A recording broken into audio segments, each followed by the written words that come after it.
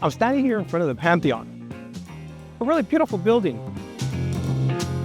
The Pantheon was originally built in 27 BC by Marcus Agrippa. The building we see here before us today was rebuilt by Emperor Hadrian during 118 to about 125 AD. That inscription that you see in the front says Marcus Agrippa, son of Lucius, made this during his third consulate.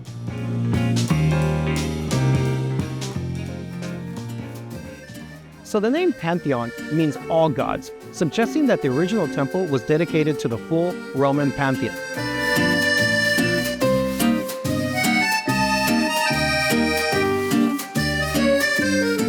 An interesting fact about the Pantheon is that it has the largest unreinforced concrete dome in the world, measuring in over 43 meters, where actually it has never fallen down. The oculus at the top of the dome is open to the sky and serves as the building's only source of natural light. The Pantheon's geometry is also perfect. The height from the floor to the oculus equals the diameter of the dome, forming a perfect sphere inside. The interior was once covered in bronze and marble. Some of the bronze was stripped by Pope Urban VIII to build the baldachin in St. Peter's Basilica.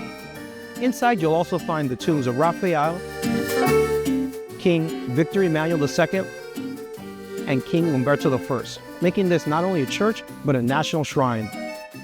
The piazza outside features a 16th century fountain by Giacomo della Porta, later topped with an Egyptian obelisk from the Temple of Ra in Heliopolis.